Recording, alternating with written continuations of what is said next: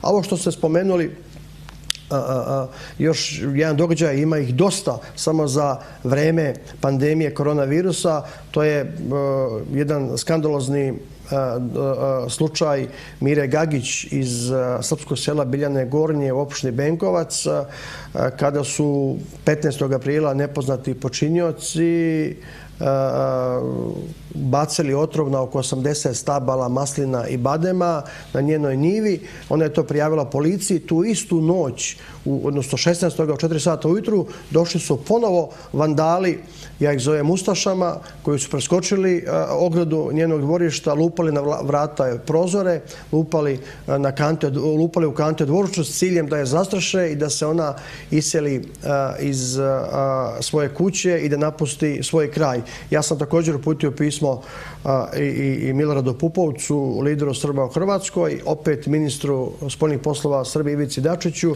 da se angažuju i da traže od Hrvatske da se pronađu počinioci ovih vandalskog čina i da se Miri Gagić obezbedi adekvatna novčana naknada za njene uništena stabla maslina i badema. Imali smo također u ovome periodu i napad na Srbe u srpskom selu Morpolača, kada je jedan stariji čovjek srpske nacionalnosti bukvalno gurnut i bačena mu je kapa sa glave.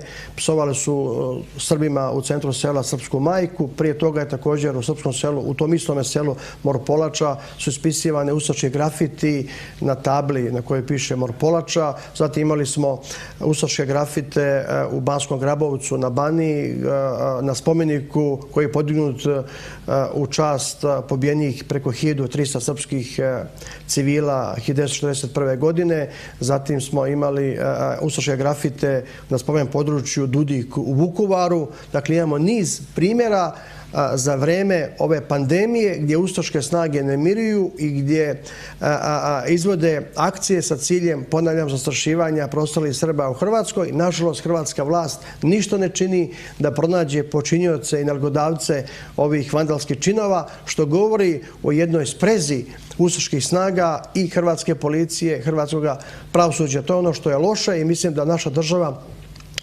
mora inzistirati i da moramo da pravimo barem šestomjesečne izvještaje o stanju ljudskih prava Srba u Hrvatskoj, Federaciji BiH i drugim državama regiona, da ukazujemo na sve ove pojave, negativne pojave i događaje i da te izvještaje prevodimo na engleski, francuski, njemački i druge jezike i upoznajemo međunarodne institucije, međunarodne organizacije, evropsku i svjetsku javnost šta se dešava Srbima u jednoj članici Evropske unije, ali i u drugim državama regiona Zapadnog Balkana.